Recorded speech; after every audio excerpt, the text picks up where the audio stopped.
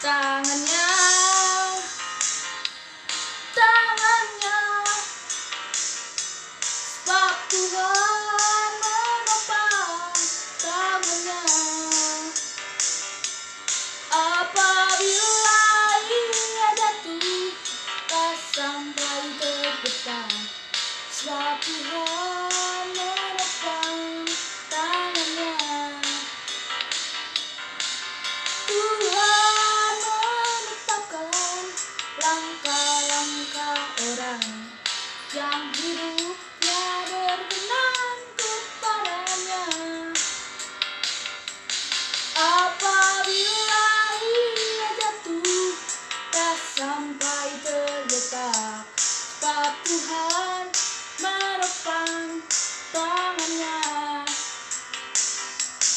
Tangannya, tangannya, sebab Tuhan menopang tangannya. Apabila ia jatuh, tak sampai tergetar, sebab Tuhan menopang tangannya. Sebab Tuhan menopang tangannya.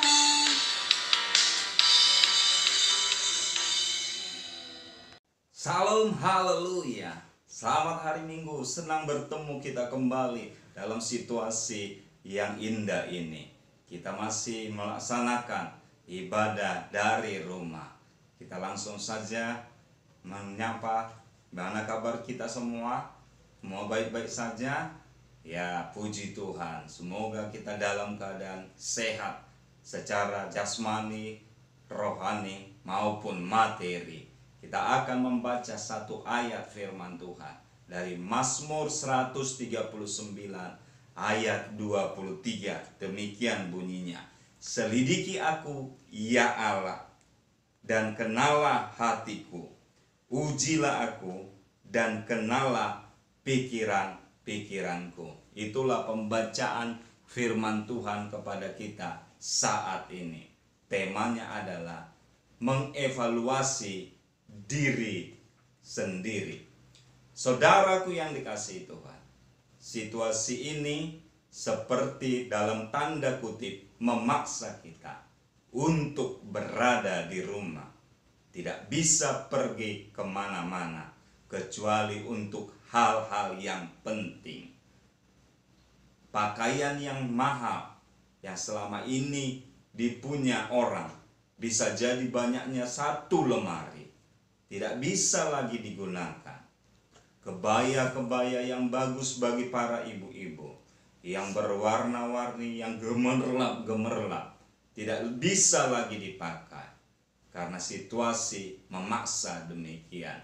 Bahkan karena sudah terlalu lama dipakai, ada kerinduan memakainya, dan tak kala dicoba, ternyata tangannya sudah tidak muat lagi. Bagian di perut pakaian itu atau kebaya itu sudah tidak muat lagi karena badan sudah makin membesar, tubuh sudah makin bulat. Begitu juga dengan jam tangan yang mahal yang mungkin biasa dipakai, yaitu waktu acara-acara penting, waktu acara-acara yang sangat-sangat istimewa, tidak lagi bisa digunakan. Sepatu yang terbuat dari kulit ular atau kulit buaya yang ditempas secara khusus juga tidak bisa digunakan lagi.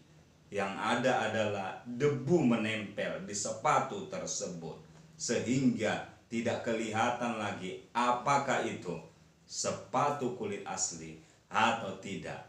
Karena sekarang secara umum orang ada di rumah yang dipakai memang juga kulit asli, yaitu kaki yang benar-benar asli, kulit langsung, saudaraku. Begitu juga dengan artinya, yaitu hal-hal yang lainnya. Mobil pribadi terpaksa parkir di garasi, tidak lagi pergi kemana-mana karena orangnya juga lagi terkurung tidak pergi kemana-mana.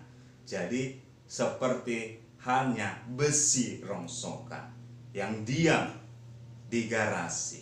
Inilah situasi yang terjadi.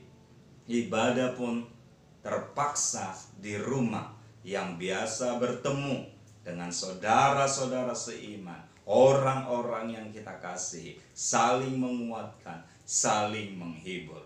Bekerja pun harus dari rumah, work from home. Inilah yang terjadi saat ini. Bahkan rapat-rapat penting, rapat-rapat mendesak tidak lagi dilakukan secara tatap muka, terpaksa lewat online. Kuota pun akhirnya disedot, pulsa jadi habis. Begitu juga tidak ada lagi lembur dari kantor, yang biasanya lembur sampai tengah malam, bahkan sampai pagi kadang-kadang.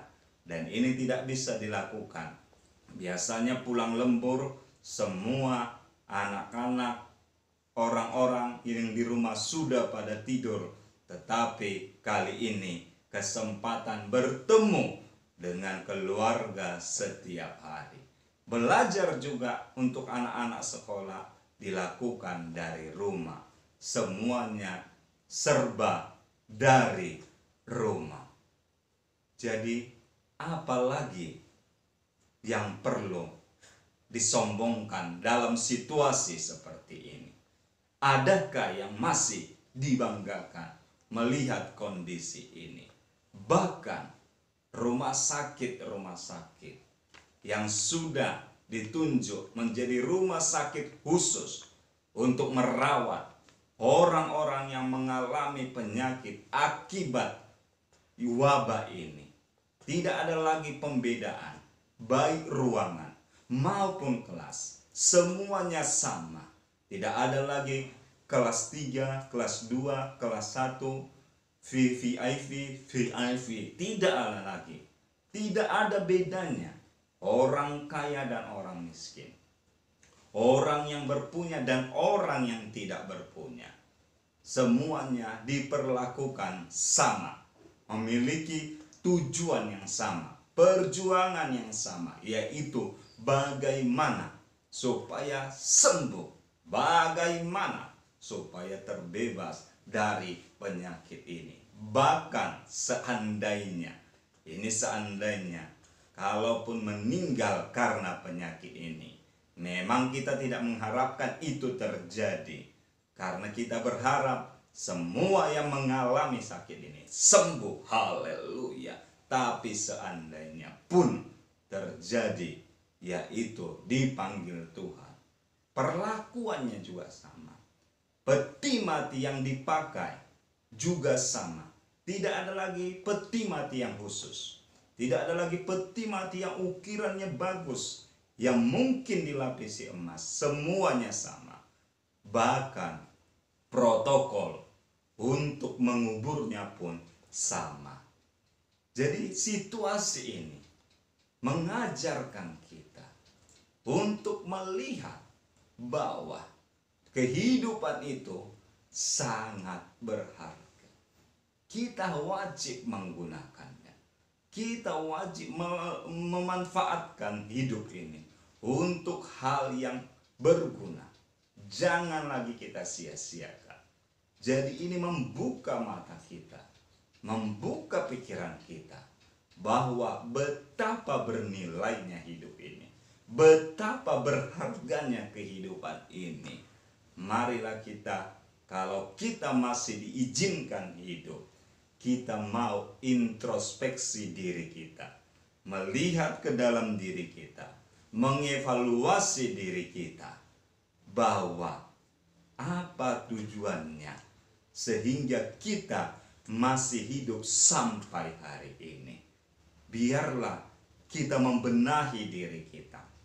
Kita mengevaluasi lagi rencana-rencana kita. Kita renungkan apa yang menjadi tujuan kita selama ini. Benarkah sudah berkenan kepada Tuhan? Benarkah sudah sesuai dengan tujuan Tuhan? Benarkah itu semuanya untuk kebaikan banyak orang. Inilah saatnya, karena kita masih diizinkan menghadapi situasi ini, dan semoga situasi ini segera berakhir sehingga kita mau merubah pola pikir kita, paradigma kita, sikap kita, supaya menjadi lebih baik untuk kedepannya. Setelah semua ini berakhir, biarlah kita melakukan hal-hal yang bermanfaat, hal-hal yang berguna, hal-hal yang benar-benar artinya bisa untuk kebaikan. Kalau tidak bisa untuk banyak orang, minimal untuk diri kita sendiri, orang-orang terdekat yang kita sayangi. Itulah harapan kita. Percayalah, tidak ada masalah yang tidak akan berakhir, tidak ada persoalan yang tidak akan selesai. Inilah saatnya kita mengevaluasi diri di tengah-tengah situasi ini. Seperti kata pemazmur tadi yang kita baca, selidikilah aku ya Allah, ujilah hatiku, apakah semuanya sudah seperti yang Tuhan mau. Harapan kita menjadi lebih baik lagi setelah semua ini berakhir. Kita makin artinya menyenangkan Tuhan. Kita semakin membuat hal-hal yang berharga, yang baik. Inilah harapan kita semua. Puji Tuhan. Shalom.